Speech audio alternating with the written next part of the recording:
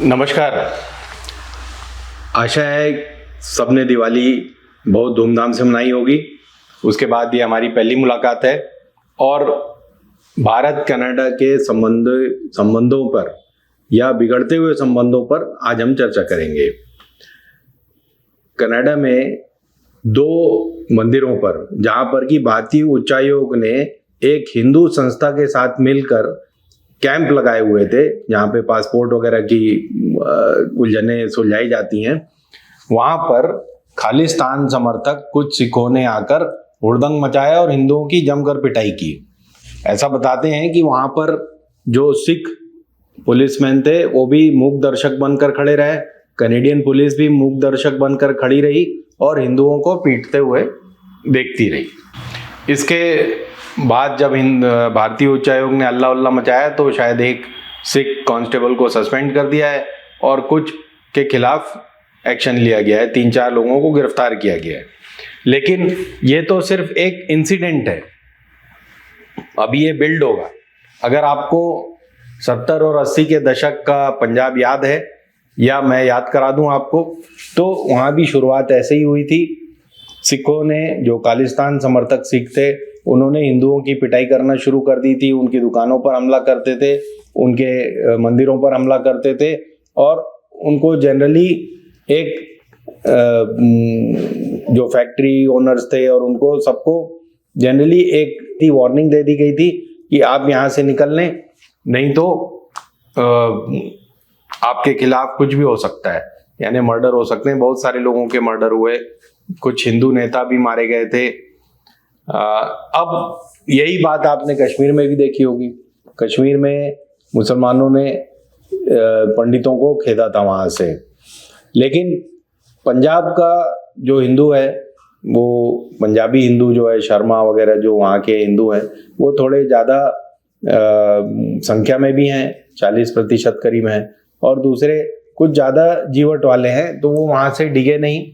कुछ लोग दिल्ली आ गए थे, नेचुरली हर कोई उतना जीवट वाला नहीं होता, लेकिन ज़्यादातर हिंदू वहाँ टिके रहे।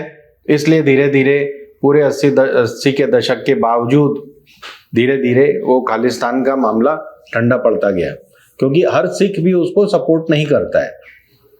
मेरा ख्याल है कम से कम 50% सिख खालिस्तान के सपोर्टर नहीं है, भले खालिस्तानी कुछ भी सोचते हो या जताने की कोशिश करते हो।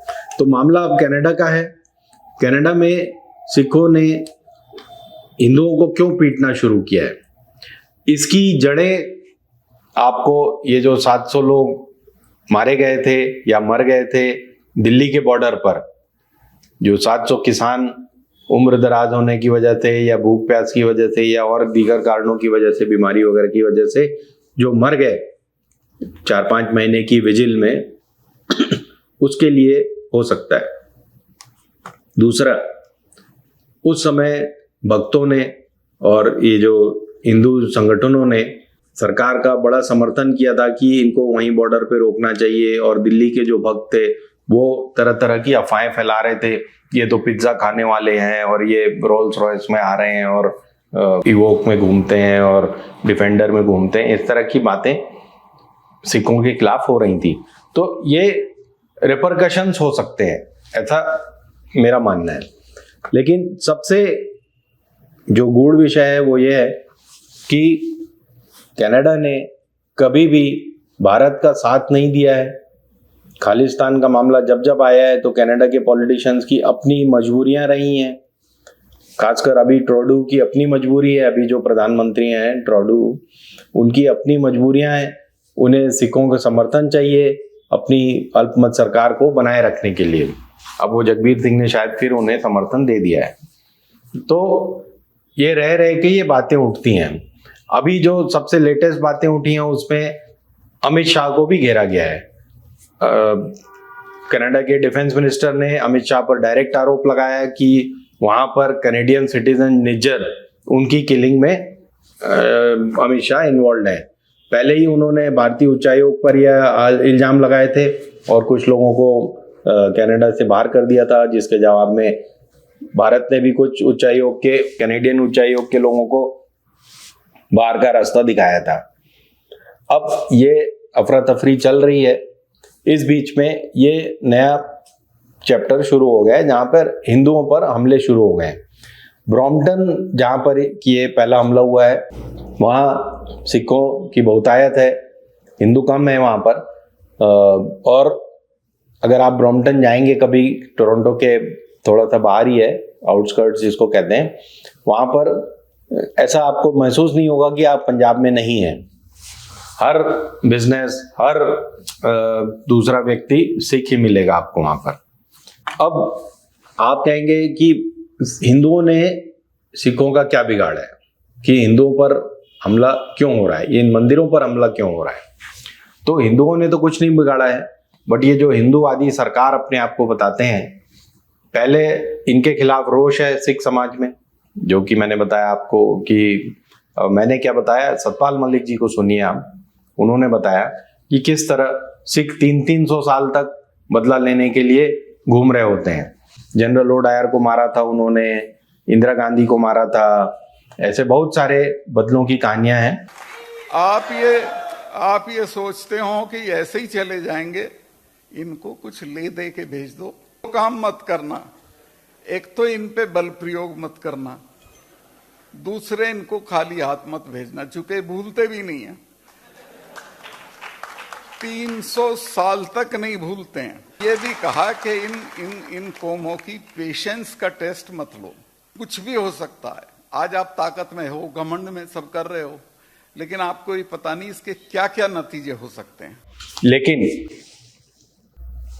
कनाडा और इंडिया का जहां तक संबंध है, 1985 में एक एयर इंडिया के विमान 182 कनिष्क जिसका नाम था, विमान का नाम था, उस पर एक बॉम्ब फूटा था जिससे 329 लोग मारे गए थे। उसमें से ज्यादातर कैनेडियन इंडियंस थे, करीब 13-14 इंडियंस थे, इंडियन पासपोर्ट होल्डर थे।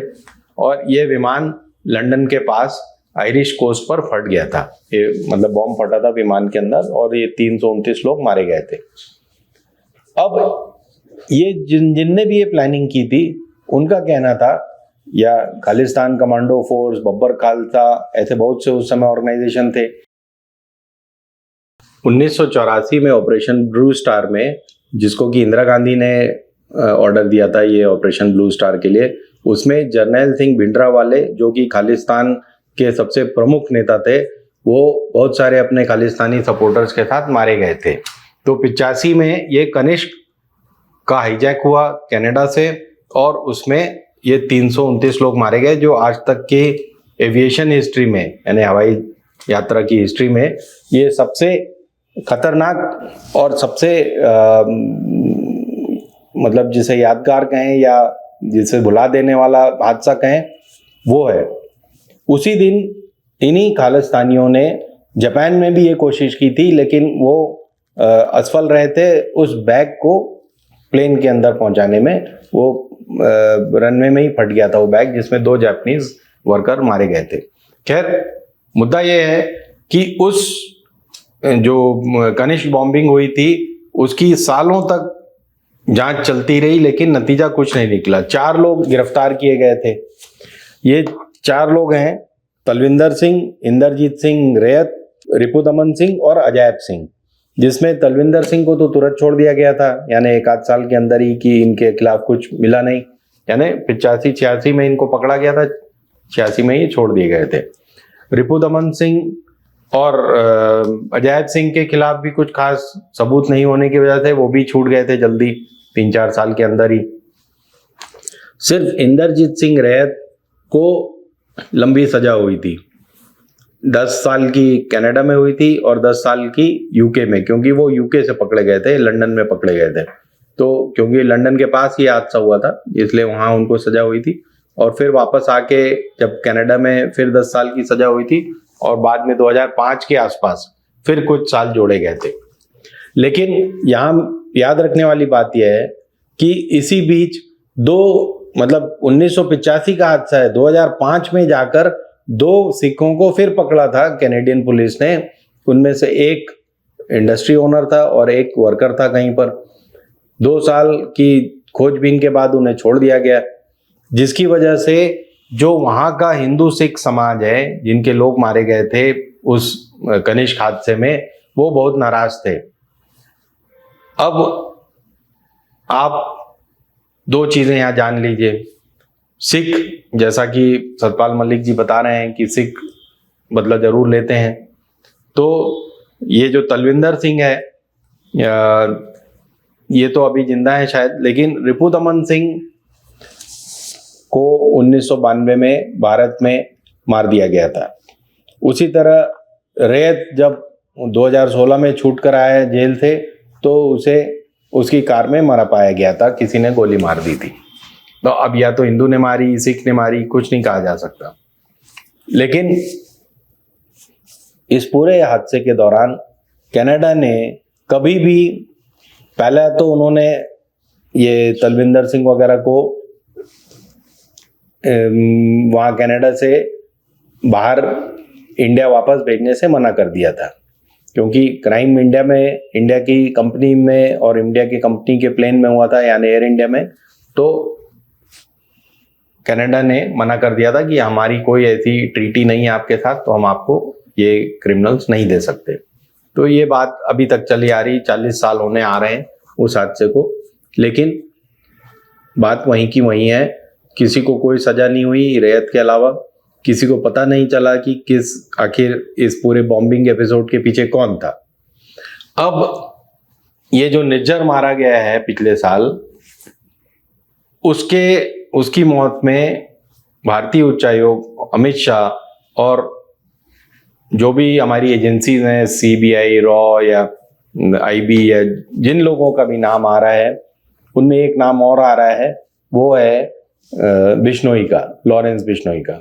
तो लॉरेंस बिश्नोई के लोगों ने मिलकर के निज्जर को मारा है, ऐसा आरोप कैनेडियन सरकार ने लगाया है। ये 16 अक्टूबर के आसपास की बात है। उन्होंने ये आरोप लगाया था कि ये जो निज्जर को मारा गया है, निज्जर एक कैनेडियन सिटीजन है, उसको मारा गया है, वो उसके पीछे बिश्नोई गैंग का हाथ हो सकता है। अब ये बहुत अनफॉर्चुनेट होगा। भारत में सिखों की संख्या कम है, कनाडा में हिंदुओं की संख्या कम हो सकती है। तो अगर ये लड़ाई आगे बढ़ती है, अगर खालिस्तान सपोर्टर सिख वहाँ हिंदुओं पर हमला करते हैं, तो यहाँ उसका कुछ रिएक्शन मत हो जाए, इसके लिए भारत सरकार को तैयारी करनी पड़ेगी। भारत सरकार को इस बात की भी तैयारी करनी पड़ेगी कि ये जो बदला लेने वाली जो कौम है सिखों की, ये कुछ और ना कर बैठे। खालिस्तान मामला 20-25 साल बाद, 30 साल बाद फिर से लाइमलाइट में आ गया है। इसके लिए क्या करना चाहिए, इसकी प्लानिंग करनी पड़ेगी। क्या आप सरकार पंजाब में इस मामले को, पूरे खालिस्तान मामले को संभालने की कुव्वत रखती है कि नहीं, ये देखना पड़ेगा। तो मंदिर में हमला, जहां से हमने ये बात शुरू की, ये एक फ्लैश पॉइंट हो सकता है, एक वो जगह हो सकती है जहां से बात आगे बढ़ सकती है, या इसे यहीं खत्म करने की कोशिश करना हमारी सरकार का पहला कर्तव्य होना चाहिए। धन्यवाद। हिंदुस्तान जिंदाबाद।